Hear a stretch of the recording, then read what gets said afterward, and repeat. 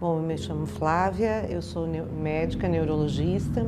A última vez que eu contei, eu perdi 58 pacientes de consultório e, assim, eu tenho famílias, porque a gente acaba atendendo a família toda, onde faleceram 5 pessoas da mesma família em 10 dias de evolução. Então, assim, é inimaginável, né? Você pensar que essas famílias velaram seus familiares, de repente eles não tinham onde colocar mais, porque o túmulo não cabia mais as pessoas dentro de 10 dias.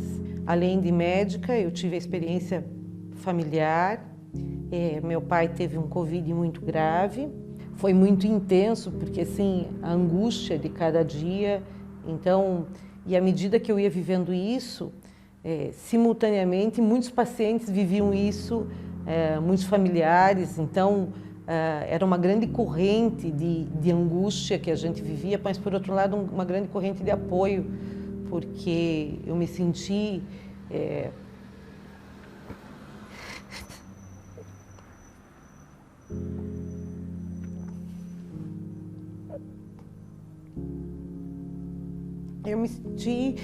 carregada pelos amigos, pela família, pelos pacientes que estavam junto, ligavam, mandavam mensagem o tempo todo, pedindo notícias. E, sem dúvida nenhuma, com toda a dor que aquele momento tinha, foi um momento muito mágico de presença de energia boa, de coisa boa, de pessoas próximas. Muitas das coisas que no hospital aconteciam de maneira presencial, que as pessoas se reuniam, né? Isso não foi mais possível, como que de uma hora para outra. Então, a informática como um todo teve que desenvolver inúmeras soluções, né? Então, a gente não estava preparado para as pessoas terem acesso remoto, para as pessoas trabalharem de casa, aqueles que tinham problemas de saúde, as grávidas, as lactantes, né? E o hospital de clínicas, ele tinha uma realidade de um sistema muito antigo, né? E uma necessidade do prontuário físico estar disponível para assistência, né? E no contexto da pandemia, isso gerava muitas dificuldades. O meu grande trabalho durante a pandemia foi que a gente iniciou o processo de implantação do prontuário eletrônico no hospital, né? Que eu falo assim, e falo com orgulho mesmo assim, que a gente de fato fez iniciou uma pequena revolução no hospital, assim, né? Então o fato dos profissionais poderem escrever o que a gente chama das evoluções, né? Então colocar o estado do paciente, dizer como que ele está se desenvolvendo, né? Num sistema eletrônico, né? Então isso trouxe muita transparência, isso trouxe a disponibilidade da informação em tempo real, né? Então os mais diversos profissionais escrevendo no prontuário. Então o que eu vejo assim, os profissionais de saúde continuariam atendendo, né? Então as pessoas seriam atendidas, o hospital não ia parar. Mas o que eu acho que é a questão da gente valorizar na questão da humanização, né? De uma pessoa que ia ser entubada e que não ia, e que ela nunca sabia se ela ia voltar, e aí talvez a gente tenha um assistente social, alguém ao lado com um tablet, conectado numa rede e que conversou com a esposa ou o filho antes de ser entubado. Então, isso em termos de número não ia mudar nada, né? Agora, converse com essa família que teve a oportunidade de se despedir, de dar um último tchau. Então, isso fez a diferença, né? Para mim, graças a Deus comigo não aconteceu, mas eu acredito que teria feito. Bom, meu nome é Sônia Raboni, né? Sou médica. A minha área de atuação é doenças infecciosas. Também atuo como professora da Universidade Federal do Paraná na disciplina de infectologia e chefio a unidade de infectologia, né? Isso desde 2008.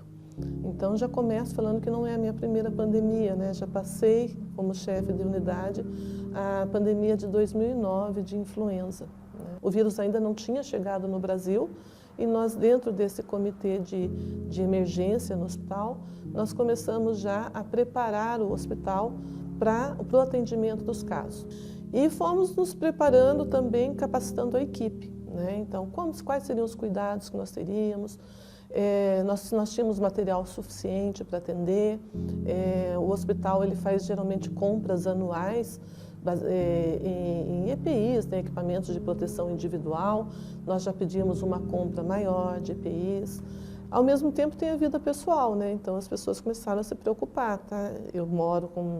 Tenho um filho pequeno, ou eu cuido dos meus pais, cuido dos meus avós, como que eu vou fazer, né, todo esse atendimento, como eu vou me dedicar aqui, vou sair daqui e vou para casa. Procuramos alguns hotéis que ofereceram quartos para que esses profissionais pudessem ficar. O próprio estádio do Couto Pereira também disponibilizou um espaço para que os profissionais pudessem dormir lá após o plantão. E, então, além de estarmos preparados para o atendimento dos pacientes, né, que estavam surgindo no hospital, também precisávamos passar isso para a população. O que a população pode fazer para ajudar um profissional de saúde, né, ou um serviço de saúde que tem uma sobrecarga muito importante?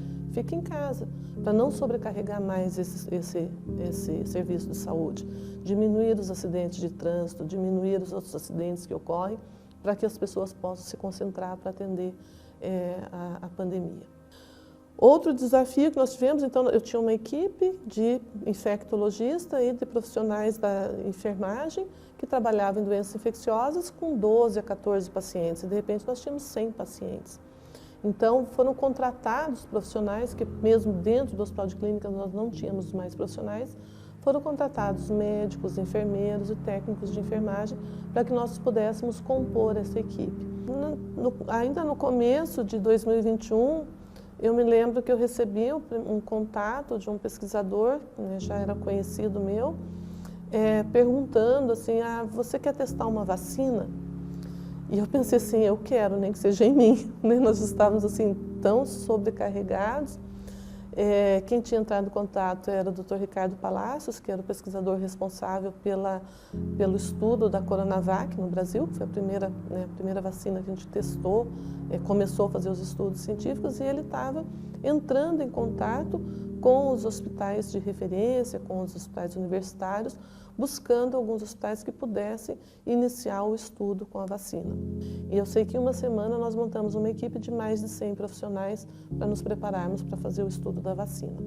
E começamos a chamar a população. A vacina era principalmente para profissionais de saúde, que era quem estava mais exposto, e nós tivemos, num período, em um dia, nós atendíamos mais de 100 pessoas interessadas em fazer a vacina.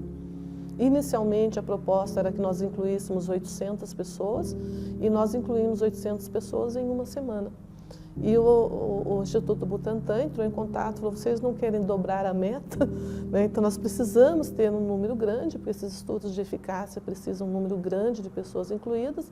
Vocês foram o primeiro centro a se organizar, nós somos o primeiro centro a fechar o número de pessoas, e nós daí aumentamos para 1.600 pessoas estudadas. Mas eu me lembro que quando nós tivemos o primeiro caso suspeito, né, entrar em contato, nós estávamos já com a unidade mais ou menos já organizada, e o primeiro paciente, a enfermeira reuniu toda a equipe de enfermagem do posto, ali no centro, fez uma oração e falou, nós vamos começar. Então, eu me emociono, né? Mas foi muito, muito interessante. Ressaltar, e isso já foi ressaltado, não é uma fala minha, da participação da mulher no atendimento dessa pandemia, né? Até porque a equipe hoje assistencial, ela na sua grande parte são mulheres, né, que atendem tanto a equipe de enfermagem quanto de fisioterapia. Não diminuindo em hipótese nenhuma a participação do homem, que foi muito grande, mas essa foi uma pandemia enfrentada por mulheres, né? Quase que 80% da equipe assistencial eram mulheres. Então, acho que mulheres que deixaram seus filhos em casa, deixaram sua família em casa para o atendimento. Né? Então, meu nome é Lígia, eu sou enfermeira formada pela Universidade Federal e trabalho no Hospital de Clínicas desde 2006. Desde 2006 eu já trabalho na UTI, nas UTIs adulto do hospital, por opção. Eu gosto do trabalho da UTI, acho que é um trabalho complexo, um trabalho seguro, um trabalho que me completa diariamente pelo aprendizado pessoal, tecnológico. Então a UTI é um lugar onde eu consigo viver, eu pelo menos achava que eu já tinha vivido todas as experiências que a profissão da enfermagem poderia me proporcionar. E em meados de em fevereiro de 2020, né, minha chefia me ligou comunicando que a minha UTI seria a UTI designada para atender os primeiros casos de coronavírus que chegariam no Hospital de Clínicas. Mas, por outro lado, eu imaginava que nós seríamos coadjuvantes e não os atores principais desse momento de pandemia.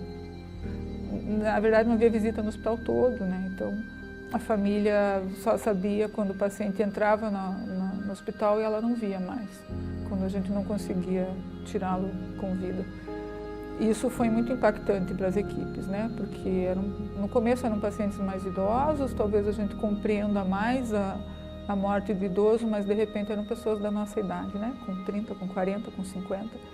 E as famílias era ali o momento de despedida, era no elevador, quando a gente abria o lençol, e aquilo foi muito marcante para a nossa equipe, foi muito dolorido para a equipe, porque o não poder se despedir do familiar doía muito. Então nós éramos tudo o que aquelas pessoas tinham naquele momento.